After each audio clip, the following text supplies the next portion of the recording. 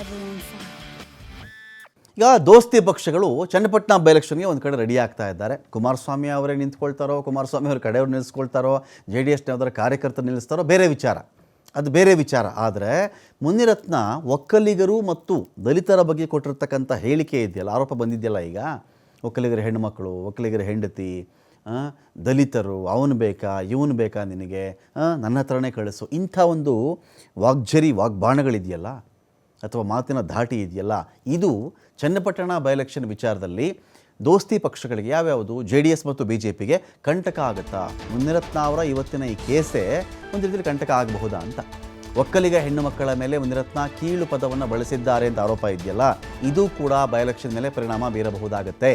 BJP JDSಗೆ by ಎಲೆಕ್ಷನ್ನಲ್ಲಿ ಮತ ಕಳೆದುಕೊಳ್ಳುವಂಥ ಭೀತಿ ಈ ಕಾರಣಕ್ಕೂ ಕೂಡ ಬರ್ತಾ ಇದೆ. ಇದೀಗ ಚನ್ನಪಟ್ಟಣದಲ್ಲಿ ಮೈತ್ರಿಗೆ JDS ಹೇಳಿಬಿಡ್ತಾರೆ, ನಿಮ್ಮ ಪಾರ್ಟಿ ನಾಯಕರುಗಳನ್ನ ಸರಿಯಾಗಿ ಇಟ್ಕೊಳ್ಳೋಕ್ಕಾಗಲ್ವಾ, ನಿಮ್ಮ ಜೊತೆಲಿ ಸಂಘ ಮಾಡಿ ನಮ್ಮ ಪ್ರಾಬ್ಲಮ್ ಆಗ್ತಾಯಿದೆ, ಈಗ ನಮಗೆ ಇದೇ ಚನ್ನಪಟ್ಟಣದ ತೊಂದರೆ ಆಗ್ತಾಯಿದೆ, ಇದು ಒಕ್ಕಲಿಗರ ಬಗ್ಗೆ ಮೈತ್ರಿ ಪಕ್ಷದ ಒಬ್ಬ ನಾಯಕ ಈ ಥರ ಮಾತಾಡಿಬಿಟ್ರೆ ನಾನು ಒಕ್ಕಲಿಗರ ಬಳಿಯಲ್ಲಿ ಹೋಗಿ ಹೇಗ್ರಿ ಓಟ್ ಕೇಳಲಿಲ್ಲ ಅಂತ ಕುಮಾರಸ್ವಾಮಿ ಅವರು ಕೇಳ್ತಾರೆ. ನೀವು ಒಕ್ಕಲಿಗರ ನಾಯಕ, ನಾನೀಗ ಒಕ್ಕಲಿಗರ ನಾಯಕ ಇದ್ದೀನಿ, ಚನ್ನಪಟ್ಟಣದಲ್ಲಿ ಒಕ್ಕಲಿಗರು ಮತ್ತು ಮುಸ್ಲಿಮರ ಮತಗಳು ನಿರ್ಣಾಯಕ ಇದೆ, ಇಂಥ ಕಡೆ ಹೋಗ್ಬಿಟ್ಟು ದಲಿತರ ಬಗ್ಗೆ ಈ ವ್ಯಕ್ತಿ ಈ ಥರ ಮಾತಾಡೋದು, ಒಕ್ಕಲಿಗರ ಬಗ್ಗೆ ಈ ಥರ ಮಾತನಾಡಿಬಿಟ್ರೆ ನಾನು ಏನಂತ ಹೋಗಿ ಅಲ್ಲಿ ಓಟನ್ನು ಕೇಳಬಹುದು JDS ನಾಯಕರು.